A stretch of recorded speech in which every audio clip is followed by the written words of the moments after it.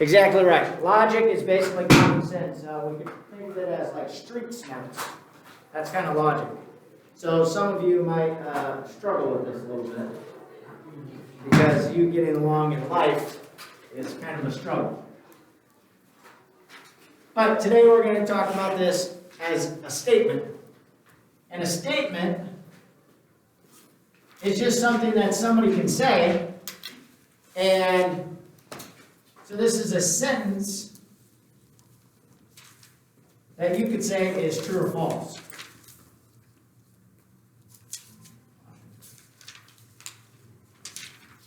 So the first thing that you're going to do in every single problem today is you're just going to decide, is that statement true or false? That's it. Okay? Now, don't be a smart aleck and say, well, they're going to say the grass is green. Well, it could be brown because it's dead, right?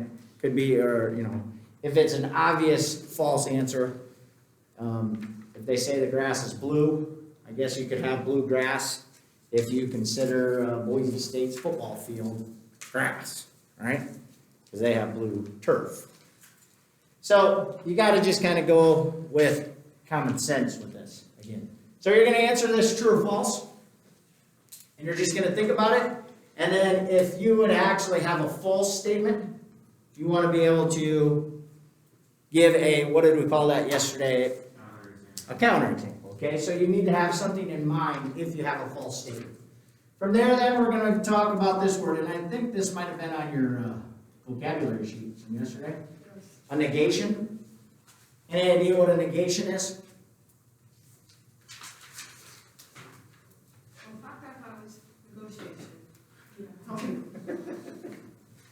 So, this is basically taking your statement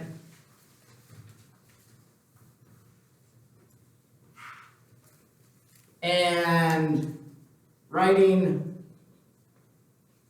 the opposite meaning.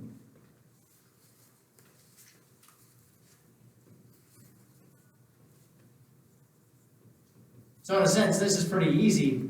If I said, Kenzie's shirt is black, the negation would be that her shirt is direct opposite, so it's white. But the easiest way for me to do this with any statement would be to what? What word could I always use that would mean the negation or the opposite? Well, I can always use not.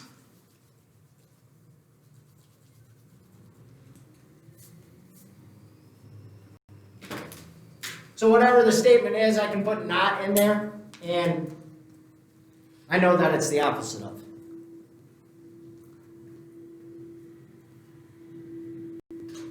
So basically what's going to happen here is they're going to give you statements, and they might name it like P, Q, and R. So they would say statement P, and then they would give you a sentence. Statement Q, they'd give you a sentence, and so on and so forth. You have to read each statement and decide if it's true or false. Okay? If they then want to write the negation of something, so the negation of P would actually be written with a little squiggly mark and then P. So if you wanted to write this right here, the symbol for a negation is that little squiggly mark in front. But we would write it as this. So if we're talking about statement P, the negation of P is just the opposite. I would rewrite the statement using not or just some kind of statement that would make it the absolute opposite. So the grass is blue, the grass is green. That's my negation.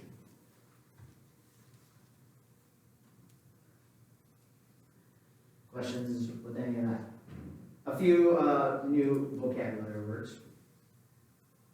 So the next part then goes into English. How many English people do we have here? We're going to talk about compound statements. If I had a compound sentence in English, what would I use to write a compound statement or a sentence? Maybe a comma, okay?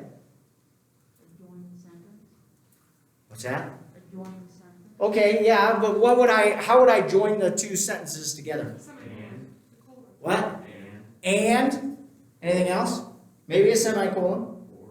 Or, okay? So we're going to have two basic kinds, and my compound statement is going to use and, or.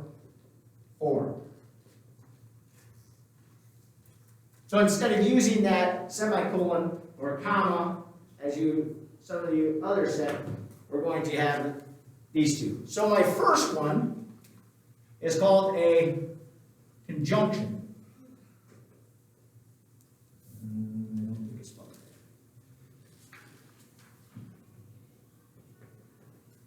Okay? A conjunction. Conjunction uses and.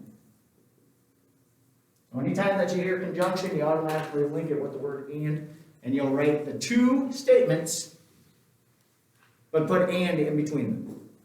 Okay? The symbol shown by, it looks like a caret key on your calculator. Up arrow, kind of. So here they would write P up arrow Q, and they would want you to write the conjunction of those two things. So you would write P, whatever that statement was, and Q, and write that statement. And that would be your compound sentence. Does that make sense? So here's the big thing with this. In a conjunction, for the conjunction to be true,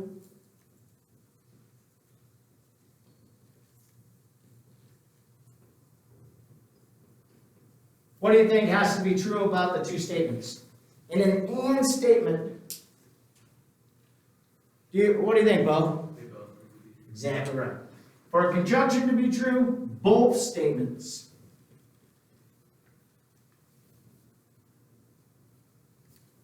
have to be true. So as soon as you get a false here between one of the two statements, the whole thing is false. All right?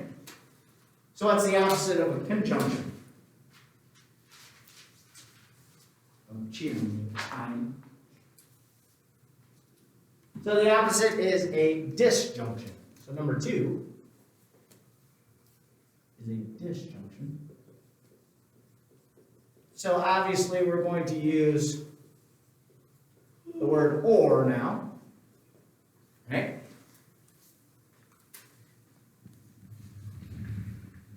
And if we use or, my symbol is what?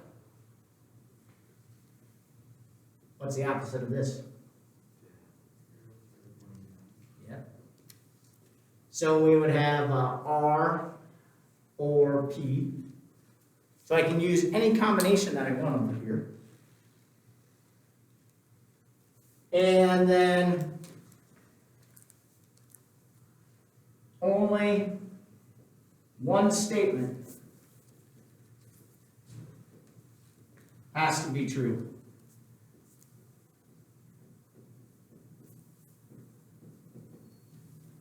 For the whole thing to be true. So again, unfortunately, those of you that like to write or don't like to write, you're not going to like the next two sections. Because you're going to write a lot of sentences in this section and the next section. Next section even more. Okay. So let's go and look at some of these before we get to the next one. Any question with the words?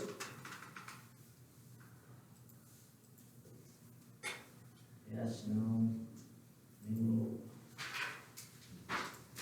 So, big guy, can you move way over here? I need to just move this way. Thanks.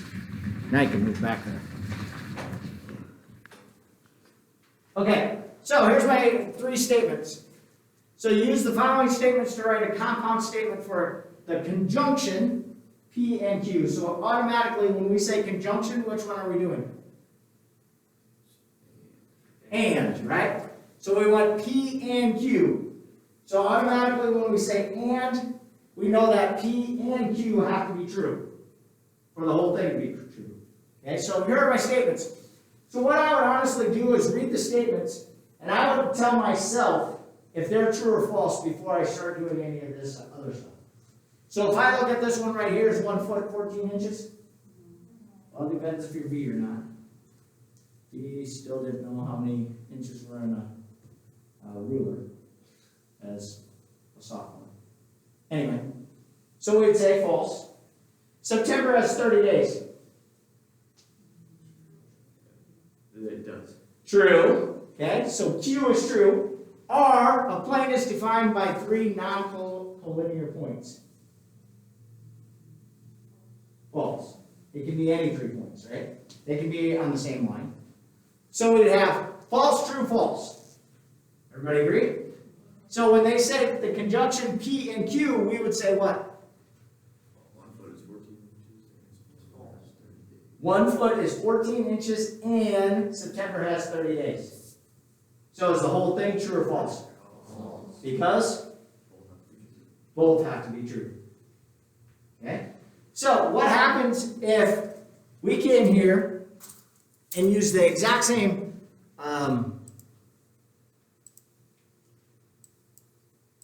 but we wrote this. What's my symbol for a conjunction? Up, right? So we write this, but then I wrote this.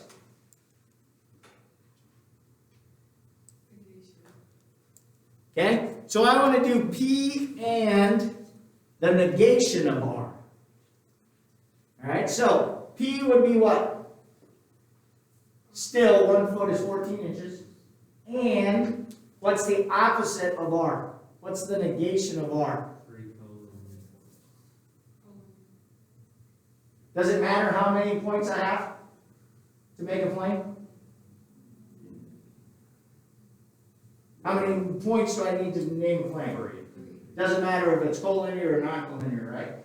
So for me to negate that statement, I would say a plane is defined by 2 points.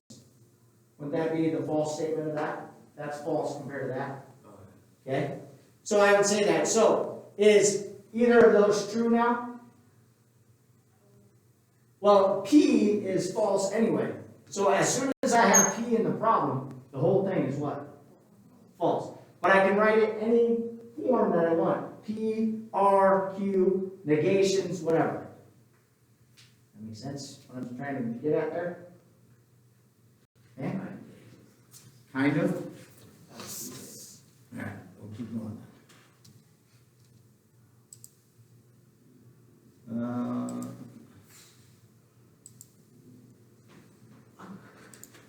Here, a new one. Use the following statements, then find the truth value. June is the 6th month of the year. True or false? True. Square has 5 sides. A turtle is a bird. Never know. So, P and R. Can we ever have a conjunction be true in this one? As they're written right now, we couldn't, right? The only way that we could have a conjunction be true is if we had a negation of what? Q or R. Everybody understand what I'm saying there? Yeah. Because then we would make Q basically, the negation of Q would be making it into a true statement, right? A square has how many sides? 4. So if I said P and the negation of Q, now would I have a true statement? Because June is the 6th month and a square would have 4 sides. That makes sense? Okay? Can I ask what this has to do with anything? You're thinking. Are we ever going to use this? Thinking? Yeah, you should have to think just about every day. Logic. Yeah, you use logic every day. No, true. Do I need to fill up my car up with gas? It's on E. Yes, I do. I mean, That's logic. I mean like this. Are we going to use negation? We're making you think. I've done it before. School. All right, here we go. Use the following statement to write a compound statement for the disjunction P or Q. So what would I write? Is A and B with the line over it the proper notation for segment AB? Yes. Centimeters are metric units. True. 9 is a prime number. False. Okay? They say now write it for P or Q. So what would we write? The whole thing is true because why? One of them is. And in fact, P and Q would have also been true, right? Because both of them are.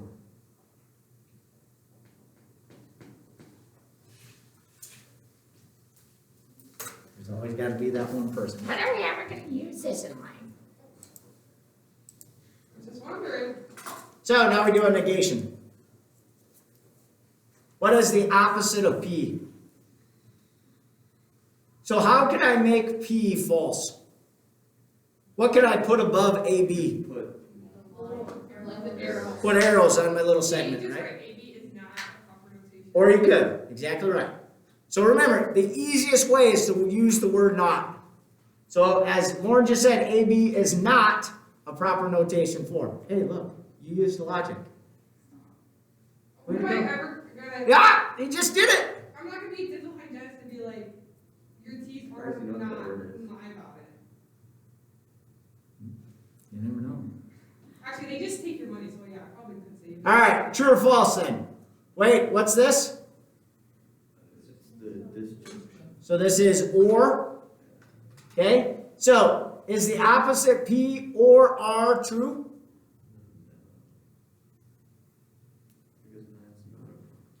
Nine is a prime number. Is that true or false? False, but we didn't negate it, right? We're keeping R the same. So is this true or false?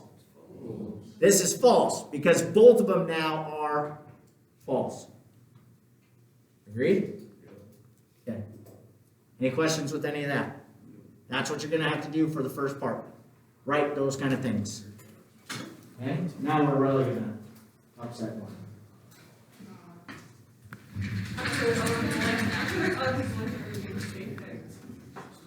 So the next part that we're going to talk about is something called a truth value. Or sorry, a truth table, not a truth value. So this is probably the easiest to actually look in the book instead of trying to write anything up on the board, but we can write it on the board too. So if you want, you can turn your book to page 101.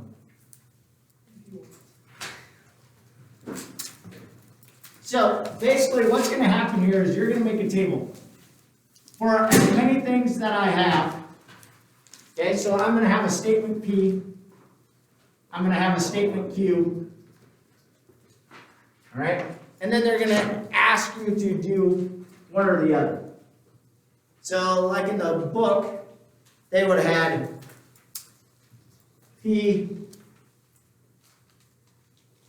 Does this represent and or? And. Okay? So what has to be true for this to be true? Both of them. Okay? So when you make a truth table, all that's happening is that you're showing yourself what the possibilities of each problem are. So, what could P actually be? It could be what? True? But it could also be what? False. Everybody agree with that? We don't even care what the statement is. We're just saying that it could be true or false. So, when P is true, what could Q be? True. Okay? Would you agree that Q could be true even when P is false? Yes. So we're going to put another true there. So now, if I looked at these two, what is my P and Q then? If this is true and this is true, this would have to be what? True. But if this first one was false and the second one was true, this would have to be what? False. So basically, all I'm doing is filling in the chart to kind of try to show myself that first part. If I didn't really understand it, if I just knew that they were true or false, I could just look at this chart and see what my answer would be for my conjunction or my disjunction. And it would work every single time. We don't even care what P, Q, and R are. Does that make sense what I'm saying? Okay, so are there any other options? We could have false, false, false. Anything else? We could have true, false, false. Everybody agree with that? Anything else? So we have our opposites, and they're false. We have all false or all true, and then there's true and false. So the only time that this can be true is when both of them are true. Right? Okay? So, what about P, Q, the negation of P, and then we use P or Q. So now, basically, they're just expanding the table and trying to have you fill it in. So again, what could P be? True. If P is true, what could Q be? True. But if P is true, what's the negation of P? False. Now we don't really need this one because they didn't ask about it, but we can still fill it in the chart.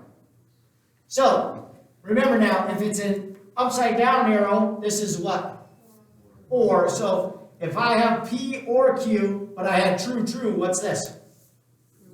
True. Okay? Now, can P still be true again? Sure. If this is true this time, but this would have to be what? False. But if this is true, this is still false. But now if I have just one true, what happens? It's still true. So that was the change over here. So again, all I'm doing is trying to fill in the chart. So try to do some more. Try to fill in something about Q or P.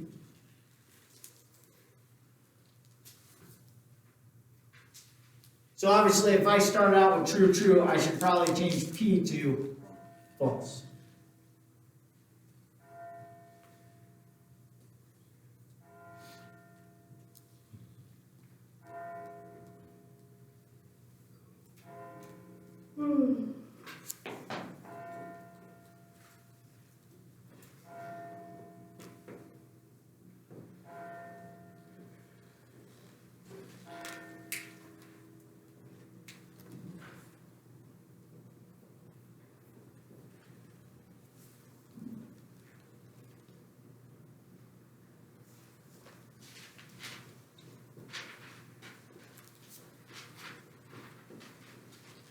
Right? Everybody agree with that? So basically, again, all I'm doing is, I'm going to probably start with the P's every single time. And I'm going to tell myself, well, what could P actually be? Could it be true or could it be false? And then I'm just going to put the combinations. And again, if they, so here notice I didn't put a little squiggly. I just put a negative sign. Same difference. So in the book, I think once in a while they switch between the little squiggly and an actual negative sign. It still means the negation of it. So if you see either one of those, it means the same thing. All right, so again now, I didn't need this necessarily, but maybe they put another combination over here of the negation of P or Q. And then I can just go back and I can look, right? So now I'm just concentrating on these two. So all I need is one true for this to be true. I don't have a true here, so that's false. I have a true, and then I'm just filling in the chart. So the chart, is it beneficial? Well, maybe if you had a bunch of these charts made, but I don't know if it's real beneficial if you're going to do the problem and you make the chart every single time. But like this chart right here, you could keep in the back of your mind or on a piece of paper, and every time that you had P and Q, you could come back to this chart and it would tell you the answer right away. Okay, so that's what the chart actually does, or is made for. Any questions there? So is it helpful? Again, it's making you think. Lauren doesn't like that, I know. The last thing that they talk about is a Venn diagram. Where have you heard this before? A lot of places, right? I actually would have thought of art, personally, but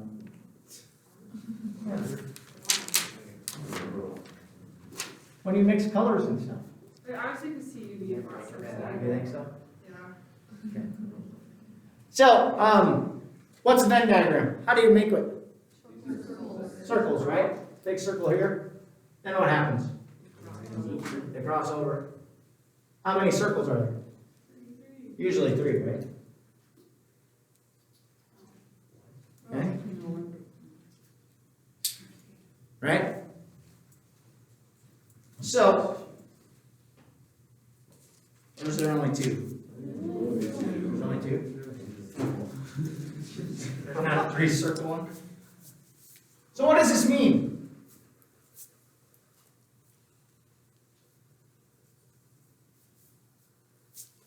What does this mean? Well, this means that I have something we could call P, and I have something that we could call Q, right? And then what does it mean when they overlap each other? It's P and Q, right? So where's my R's or my O's? My O's would be maybe if there's something way out here. Okay, but this right there would be my and. So P and Q. So it's just another way, and if you like this version of it, draw these things. Okay? But these are where my circles overlap. And so, for instance, again, this is probably easier because I can't draw these because I honestly thought there was 3, remember? Oh, see, there is 3 for this one. Up here. So again, look out. I want to show you the 3 one.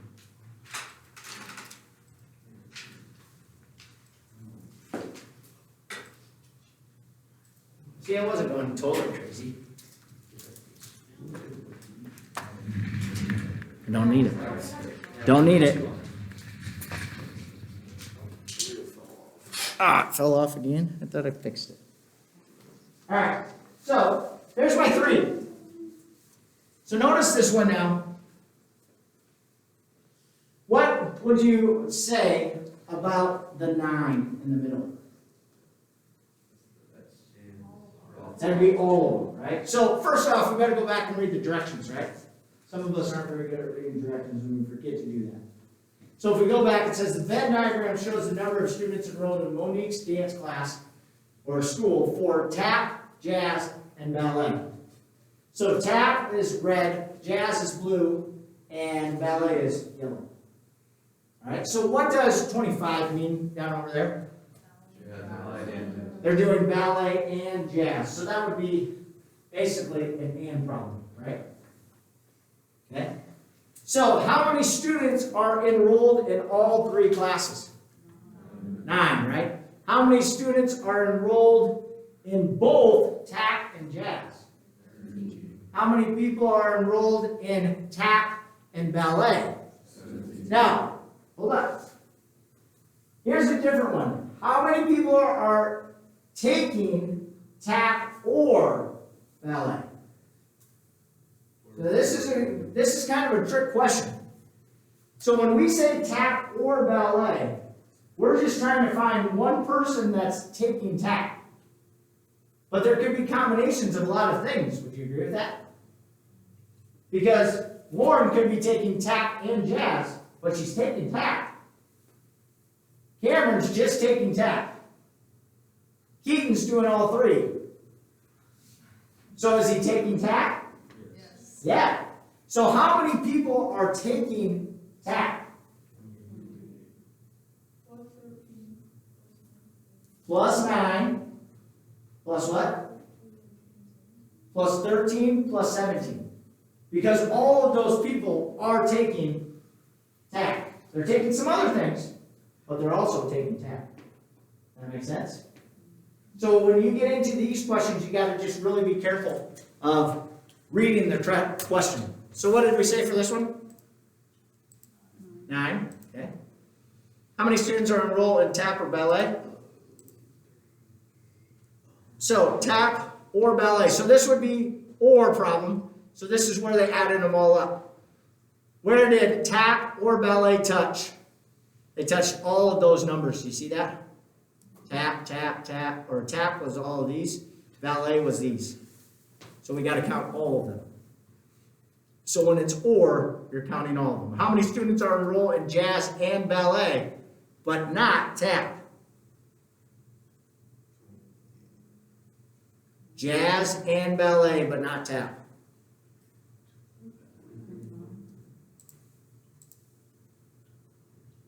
How about 25? Just the green one right here, right? Jazz and ballet. Okay? These people would be included with tap. These people would be included with tap. We don't want tap.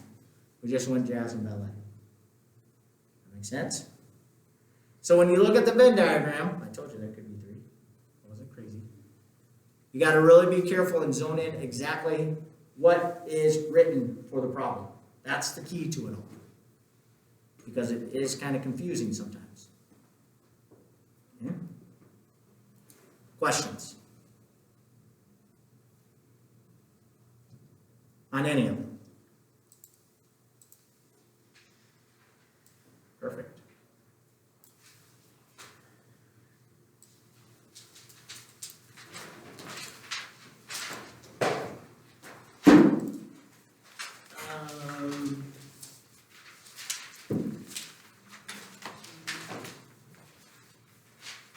Don't do 55 through 57.